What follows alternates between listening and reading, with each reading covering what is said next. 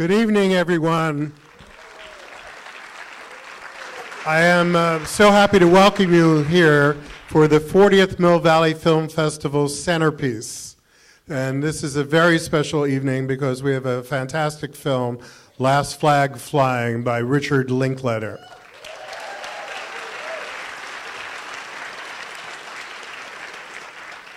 None of this could be possible without the support of so many different people, individuals, foundations, and corporations. And it's really our pleasure to thank a long-term sponsor, Lucasfilm. So thank you for everything you do for us and the community. Richard Linklater is a director of a unique style. He's managed to work in independent films, commercial films, but at the same time keeping an original voice, really regardless of what the genre is. With Slacker, he gave a new definition to the word, Dazed and Confused, a coming-of-age story, Waking Life, animation, and of course, Boyhood, which he received a nomination for Best Picture. In total, he has been nominated 5 times, and everybody loves the Before series, Before Sunrise, Sunset, Midnight, with Julie Delpy and Ethan Hawke. We are just incredibly honored to have Last Flag Flying as our centerpiece for the 40th festival. Please welcome Richard to the stage. Thank you. Thanks so much. I just want to thank you guys for being here. It's just such an honor to be here, especially the centerpiece and in your 40th year. Congratulations. It's amazing. I hope you guys never take it for granted. It's hard to put these things on. So, this film is very, very special to me. We tried to get it made for about 10 years, and finally, Amazon Studios came aboard and liked the script, and the timing was great. And I got a wonderful cast, Bryan Cranston, Lawrence Fishburne, Steve Carell. We really had a great time making this movie. It was really fun and kind of intense sometimes, too. So hope you enjoy it. We'll be around after. Stephen Gaydos. Yeah, Stephen Gaydos, executive editor, vice president of Variety, will be doing moderating in the back. Stephen Gaydos. I'll be around to answer any questions. So hope you enjoy the film. Thank you. Thank you.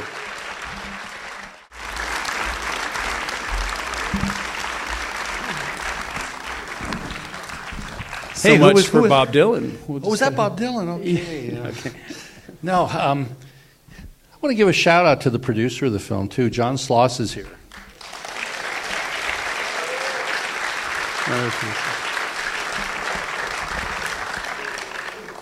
I start conversations with folks like John and Rick in a state of gratitude because I've lived through the summer, and now we're in the fall, and there's movies to see, and there are guys making them, and I'm very grateful. So I start with that. Have you shown this movie to some veterans groups yet? Yeah, we're just starting to. They had a screening the other night. I was in London, but for American Legion and Cranston and Fishburne. We were in New York recently at the New York Film Festival, and they went to a special veterans thing. And they said, it's really touching. It's very cathartic to these guys. I was, when you make a movie, I was hoping they would feel that way. But you never know. I didn't know how military people would respond to the movie, but so far it's been really wonderful. They super grateful. I think the film does kind of capture that love-hate thing they all seem to have. For the military, like we were chatting a minute ago. Yeah. Well, one of the reasons I ask, I've been at Variety for a long time, and the guy who hired me at Variety is a very proud Marine, and he saw your film. And I said, well, Jerry, you gotta give me a question for Rick. And he really wanted to ask you about where that sense of the brotherhood, where that fit into your like what attracted you to the movie and what that element was and how you placed that in thinking about making the film. Yeah, well, I just love the way these guys, came back together. 30 years later, they haven't seen each other, and when you do that, that's one thing about being that age. You can, those decades sort of disappear, and you're right back where you were with them. And I had that in my own life. My last movie, Everybody Wants Some, was it was a college comedy set in 1980, but indirectly its production and finishing it, all my college teammates, we were all baseball players, they were sort of back in my life. And it was perfect timing before this movie, because I was like, the same dynamic, Even though the script existed, I said, oh yeah, that's what it's like when guys from 30 years ago that you didn't like that much then, but you had fun with them, but you were like, yeah. There's still some there. But they're right back in your life, and you're like, yeah, you're right back where you were. Yeah, I was wondering, it's funny you say that, because I was wondering if you look at this, Boyhood is, to me, it's an amazing feat to be able to remember that age.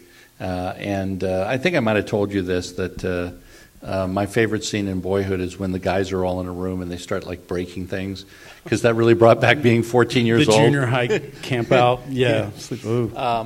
Could you have made this film when you were a younger man? No.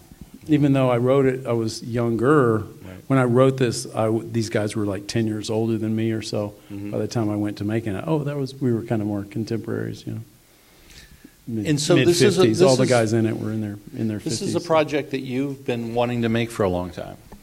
Yeah, I read Daryl Ponnickson's book in 2005, I guess. Mm-hmm. And it was, the Iraq War had been going on for a couple years at that point. But it just had all what you talked about, the camaraderie and that kind of bonding amongst old friends. But then it also had a lot of anger and a lot of just, about the war, which, everybody was feeling too. And I love the way the two wars, got to, they sort of echo one another. It was kind of a dialogue between Vietnam and Iraq, mainly through, the young Lance Corporal Washington, Yeah, we haven't really had a good war, in other words, the greatest generation. Not lately. Yeah, the greatest generation can look back and say, had we not gone out there, these Nazis would have won, and so it's a good thing. But since then, there's been a lot of ambiguity, even going to Korea. Well, if you look through American history, you can count on. I mean, you said World War II, but I mean, there are no good wars. But it's like, how many should we have fought when it's all said and done? Yeah, I mean, there's a difference between the world hanging in the balance from Hitler and then Vietnam and Iraq and Afghanistan, and I lose count sometimes. But it's the same cycle. Yeah. The same. But it's the same dynamic too. The soldier, whoever's in the service, you're always, often they're showing up, particularly now in the all volunteer era. From the 80s on, they're signing up for keeping our country safe, freedom, democracy. Mm-hmm. These are, some of the ideals that, infuse. Yeah, the spirit of someone signing up, and just to see that constantly abused. That there's no reciprocity there. It's always like, we're going to send you out there without the right equipment. We're not going to have your Humvee, But also there's the politics of the wars, and then there's the service and the people that are putting their lives on the line. It is, I think your film does capture that dichotomy very interestingly. And the one thing I would ask you about the writing. It's a fine line. Yeah, the fine line I think you deliver in spades at the end of this movie. And I think you really earn your last scene, because it comes almost as, it kind of whiplashes you. They've been making fun of the service and quarreling with what the service is and fighting against the guy who is the bureaucrat. And then the severity, the grandeur, the fidelity, the brotherhood comes out Yeah, it comes back and it's strong, and the occasion calls for it. Was that You know, something they that have was that in them always? You know, was that change and that switch always in the script in your mind? yeah, it was definitely a goal. There it was in the script. You know, that was the end. But I always told the guys and even Daryl, you know, my co-writers, like, well, is this too much? I said, we just got to earn it. You know, we just have to. That's what I kept saying. We just have to earn it. If we can get there, and you know, it won't be. It might be the right touch. It could be too much. It could be too little. But we just have to temper it just right. It's the movie, you know, to me. Yeah, it's kind of big. You know, that Levon Helm song, and you're a music lover, so can I assume you have a hand in the selections here? Sure. Although that one, my editor Sandra and her husband are big Levon Helms. But I didn't really know that song. Mm-hmm. That's very rare in a movie of mine. But because I didn't, it was pretty early on. I started listening to that. She played it for me. I was like, you know what? It's big. It's kind of on the nose, but it's something in his voice.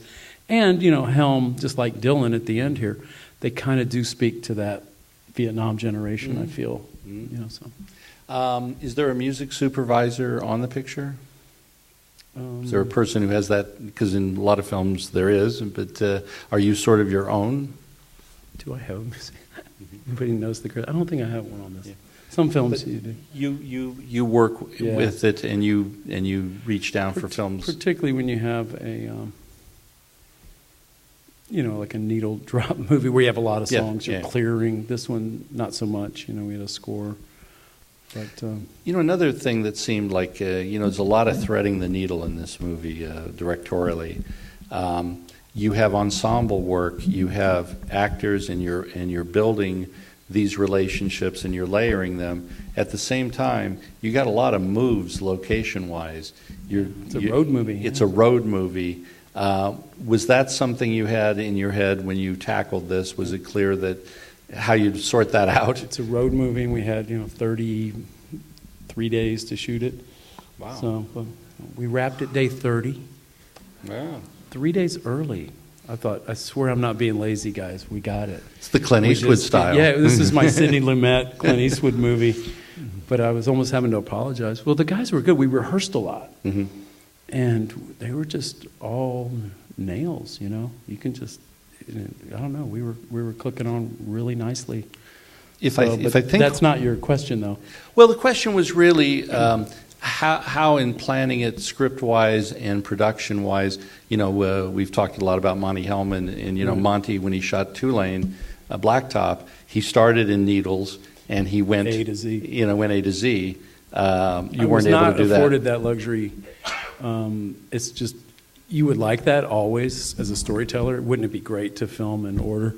But if you don't have that, and you often don't, locations, and, you know, we have to go back to certain things, and actor availability is always like, oh, so-and-so's not available, you know. Carell has this. And pretty much they were all there for rehearsal and shooting. There was just a few instances we had to kind of, you know, work around someone's schedule.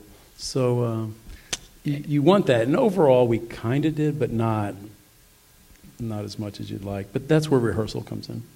And the other thing that, in terms of an ensemble like this, that I find fascinating, like a marriage, these three guys start, you know, with a honeymoon, and they go, you know, on, and they develop in different ways. Two guys knew each other and hadn't seen each other forever, but they were sort of knew each other back when. The third guy was sort of the victim of the two, and then there's this new kid who's on there with them. But on this journey, they all get together and to live up to this end scene. Was there, in rehearsals or planning, some sense of how to modulate their friendship as it grows? Yeah, the reuniting of that. And what those dynamics were between them back then. Yeah, Carell's character, Doc, was younger. In fact, Steve is younger than Brian and Lawrence a little bit. And they just fell into those roles. You know, as a director, I was just so fortunate that they, you know, when I was talking to each of them before we started, you know, even as you're working out schedules and can they even do the movie, they each so look forward to working with the other two.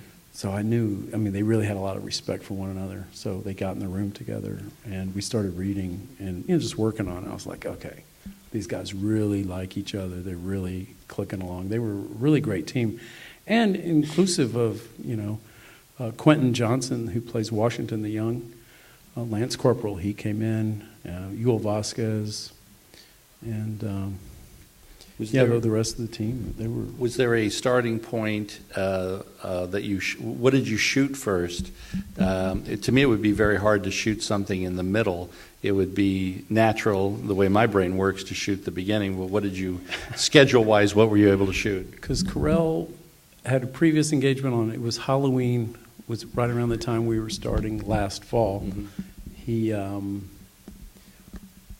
He had Halloween with his kids, which was not negotiable. So we shot at the U-Haul station. A little bit of that when Steve's not in that section. Mm-hmm. So that's just an example of what I was saying technically.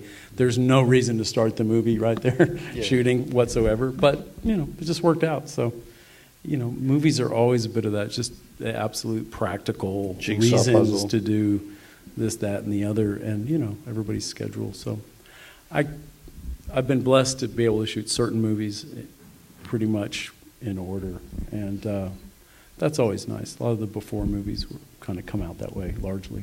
So chronologically, career-wise, you shot Everybody Wants Some, right, before this. Yeah, and so that's you looking back at the gang from the old days. Yeah. And then you shot these guys who were the gang from the old days, but they're at the end of the... Exactly. They're middle-aged looking back. That one's, young guys looking forward, I guess, as young people do. This was, I think it's my first official, middle-age movie. Had to happen. Well... I just shot another one, too. I'm in editing another thing I shot this last summer with Kate Blanchett. It's like a woman's middle-age thing. What is that called? Where'd You Go, Bernadette? Which a lot of you might know the book. So it was a lot of fun. I can't. So we have a literate crowd in Mill Valley. The reads. Happy that's with good. It. Yeah, her Kristen Wiig. That's next year sometime. But. As much as this is about veterans, and it's about them remembering and having being haunted by some things, and about the story itself, which is the recovery of this body and honoring it. It's about three guys' life choices. And I was looking in my notes, and I said a bar owner, a shipping clerk, and a minister. It's like the joke: a shipping clerk, a bar owner, and a minister go into a bar. Walk into a funeral bar. But I mean, for you, in working with each actor, do you do a lot of the bone structure on the characters with them, or do you talk about who was this shipping clerk, and how does that work with you? I start with just listening to them. What's their take? And they're very different. As different as their characters. Talk about contrast. Cranston, he's like, I know guys like Sal. He's like this. He can't sit still. He's self-medicating, obviously, from this. He immediately had Sal, and just knew the mannerisms. And I'm like, yeah, exactly. We all know Sal, the guy who. A little bit goes a long way. You hope you're not with him. He's going to get you in trouble. You hope you're not on a road trip with him. He's great. He's definitely got your back. He'll take a bullet for you, but is that a good thing? It's like he'll be the reason they're shooting at you. So, it's like, but we rock and rolled. We both knew that guy, and then Carell asked me about Doc. It's like, why do you think Doc's looking up these guys all these years later? He has other people in his life, obviously. Why these two guys he hadn't talked to? And I was like, I don't know. I really, I don't think Doc even knows. And Steve, there's a kind of actor that would run if their director couldn't answer such a fundamental question about their character's motivation or, something like that. But Steve, he was like, oh, yeah, I like that answer. I like that he doesn't know. And so we kind of felt our way through Doc. The whole way without this kind of specificity. He's a thwarted, sad, and lonely person, and of course also he just in a cloud of the worst thing that can happen. He's in shock. He's mourning. He's in shock. He's doesn't know what to do, and he's probably not really even aware of what's guiding him with his forces. Why he's he's being led by things he wouldn't fully understand, probably even he can't articulate. And Lawrence? And Lawrence was good. He was just kind of like, when I first talked to him, he's like, you know, I'm not a Marine, but I'm a Marine. You know, I was in the Philippines in Apocalypse Now for 2 years. He was in Vietnam. I went through training. He really knew the military, and he really knew that. And his take on Mueller was not that far from Brian's, actually. He's like, you know, he's kind of self-medicating in another way. Yes. You know, these guys are kind of flip sides of each other, but they really have each other's number. And so special, those guys, to see them working together. Just so fun. Lawrence, I've always admired. I remember in rehearsal, it was the first day, just to, you know, it's such a special moment when you're hearing these words you've had on a page for all these years, and you like it's being physically manifested through these great actors.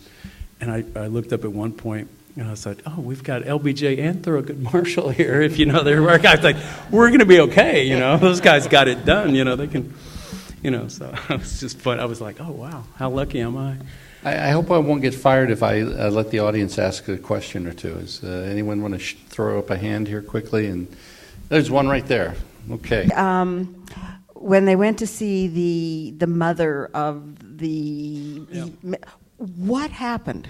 I mean, do you know what happened? Like, what was the incident where, I mean, we assuming something happened, he was in pain, and they'd already done the heroin, or not the heroin, but the whatever. What happened to the guy to make him be in pain? Was he shot? Was he beaten up?